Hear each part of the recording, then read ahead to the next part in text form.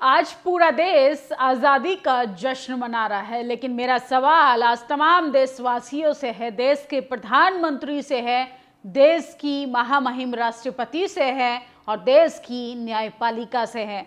जिस तरीके से बिहार के मुजफ्फरपुर में दलित बच्ची के साथ बर्बरता के साथ बलात्कार हुआ, बलात्कार के साथ हैवानियत भी की गई, प्राइवेट पार्ट पर 50 बार चाकुओं से वार किया गया और सोचिए उसके ब्रेस्ट को काटकर उसके शरीर से अलग कर दिया गया। सोचने पर शायद ये छोटी बात लगे, लेकिन इसको महसूस कर जब आप देखेंगे तो आपके रोंगटे खड़े हो जाएंगे कि दलित बच्ची के साथ इस तरीके की बर्बरता होती है, लेकिन चारों तरफ चुप्पी। टीवी अखबार में इस खबर की कहीं चर्चा नहीं। सोचिए इस खबर को, अगर सोशल मीडिया इस खबर को नहीं उठाता तो एक खबर भी शायद आप लोगों के सामने नहीं आ पाती।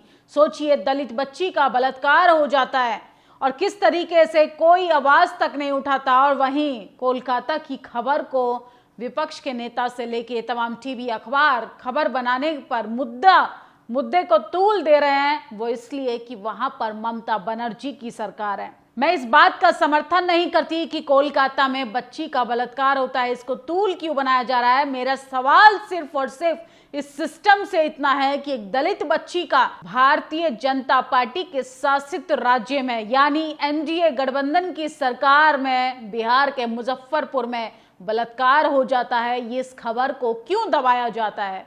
क्यों पार्टी के आधार पर, क्यों जाति के आधार पर खबरों को महत्व दिया जाता है? क्या दलित की बेटी इस देश की बेटी नहीं? आखिर कब तक वन व्यवस्था के आधार पर भेदभाव होता रहेगा? कब तक जातिवाद के शिकार होते रहेंगे? कहने के लिए देश आजाद हो गया, लेकिन ये आजादी झूठी है। ये आजादी झूठी है क्योंकि आजादी के नाम पर आज भी 78 साल बाद भी लोगों के साथ भेदभाव होता है। सोचिए मरने के बाद आपकी जाति पीछा नहीं छोड़ती, और दलित महिलाओं का तो दोहरे स्तर पर शोषण होता है, जातीय स्तर पर उनका पीछा नहीं छोड़ा जाता। और सोचिए किस तरीके से दलित बच्ची की बर्बरता के साथ बलात्कार करके उसे मार दिया जाता है। क्या उसके परिवार की आजादी को कोई लौटा पाएगा? सोचिए किस तरीके से दहशत का माहौल है पूरे मुजफ्फरपुर में, लेकिन इस खबर को टीवी अखबार दिखाना जरूरी नहीं समझता। तमाम लोग सोशल मीडिया पर प्रतिक्रियाएं दे रहे हैं और सोचिए ट्विटर पर ट्रेंड कर रहा है कि यह आज़ादी झूठी है। असल में ये आज़ादी झूठी है इस देश के तमाम सिस्टम पर सवाल भी खड़ा करता है कि आज़ादी के 78 साल हो गए हैं। देश के तमाम नेता, एसपी, डीएम बड़ी बड़ी बातें लिख रहे हैं, आज़ादी का जश्न मना रहे हैं, लेकिन सोचिए दलित बच्ची का रेप हो जाता है, इस पर कोई ट्वीट तक नहीं करता। दलित बच्ची का रेप होगा तो दलित नेता को ही बोलना पड़ेगा। ये जातिवाद नहीं तो क्या है? सोचिए किस तरीके से आज पूरा देश आज़ादी का जश्न मना रहा है, लेकिन मेरा सवाल देश के हर नागरिक से है। मुजफ्फरपुर में, बिहार में दलित बच्ची के प्राइवेट पार्ट पर 50 बार चाकुओं से हैवानियत का खेल खेला गया, उसके परिवार की आज़ादी को छीन लिया गया। जिम्मेदार कौन है? ये आज़ादी झूठी है। क्रांति कुमार ने जिस तरीके से कोलकाता के महिला डॉक्टर के रेप होने पर एक पोस्ट लिखा है, वो सब आपको झकझोर देगा। पोस्ट ग्रेजुएट मेडिकल स्टूडेंट के साथ अस्पताल में बलात्कार और हत्या। ये हत्या इतनी जघन्य है कि स्टूडेंट की गले की हड्डी तक टूट गई है, आंखों में टूटे चश्मे की कांच मिली है, पूरे शरीर पर जख्म के निशान। स्टूडेंट के परिवार को फोन कर बताया गया कि आपकी लड़की ने आत्महत्या कर ली।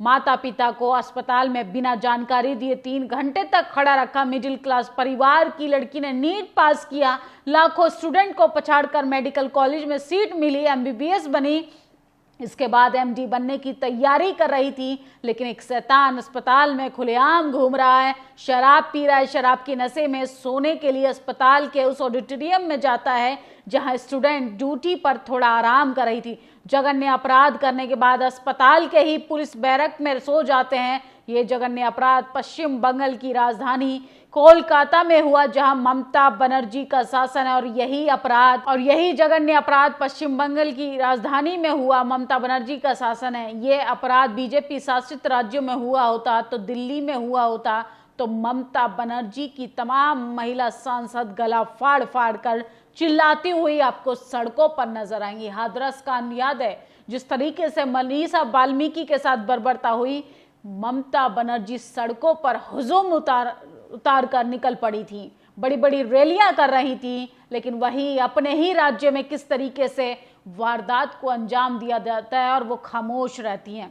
बिहार के मुजफ्फरपुर जिले में 9वीं कक्षा की छात्र की गैंगरेप के बाद हत्या कर दी जाती है। दरिंदों ने छात्रा की ब्रेस्ट काट दिए, निजी अंगों पर चाकू से वार किया। सोमवार को छात्रा का शव अर्धनग्न हालत में पोखर में मिला। छात्रा के मुंह पर कपड़ा बंधा हुआ था, अगल बगल मांस के चीथड़े और खून के धब्बे थे। इसके बावजूद मनुवादी मीडिया के लिए बिहार में जंगल राज नहीं, मीडिया का न्यूज रूम ठंडा है।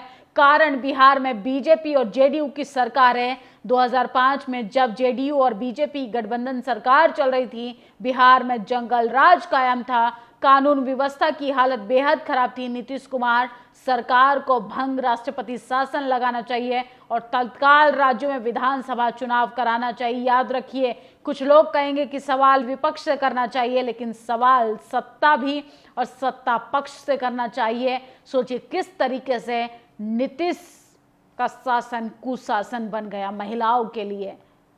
भारतीय जनता पार्टी अपने गठबंधन के, जहां गठबंधन की सरकार है, वहां पर कुछ नहीं बोल रही है, वहीं ममता बनर्जी के राज्य पे छाती पीट पीट कर काम कर रही है। असल में जाति देखकर, पार्टी देखकर लोगों को न्याय दिया जाता है। और सोचिए, वन व्यवस्था से, जातिवाद से, मर्दवाद से पीछा नहीं छूट रहा है तो कैसी आजादी। आजादी के 75 साल बाद भी लोग लाचार हैं, बेबस हैं।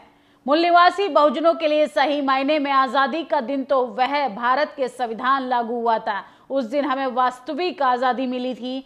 पर शासक वर्ग ब्राह्मणों ने उस संविधान के विरोध में काम करके हमारी वे आजादी भी छीन ली। संकेत कामले ने बहुत गंभीर बात कही है। क्या बात थी? राष्ट्रपिता महात्मा ज्योतिबा फुले, साहूजी महाराज, बाबा साहब अम्बेडकर कांग्रेस द्वारा चलाए गए कथित आजादी के आंदोलन का हिस्सा नहीं बने, क्योंकि वे जानते थे कि ब्राह्मण केवल अपने आजादी की लड़ाई लड़ रहे हैं, सबके आजादी की लड़ाई नहीं लड़ रहे हैं। ये आजादी झूठी है।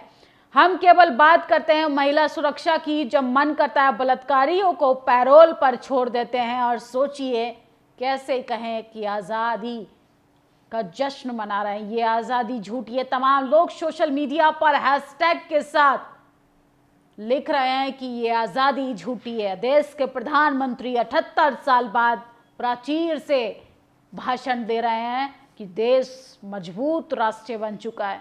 वहीं किस तरीके से सोशल मीडिया पर पोल खुल रही है मोदी के विकास की, ब्राह्मणवाद की पोल खुल रही है, मनुवाद की पोल खुल रही है। ना वन व्यवस्था से आजादी मिली, ना जातिवाद से आजादी मिली, ना छुआछूत से आजादी मिली, ना भेदभाव से आजादी मिली, ना ही महिलाओं को पितृसत्तात्मक पद्धति से आजादी मिली। आज भी 85% मूल निवासियों के लिए आजादी एक अफवाह है।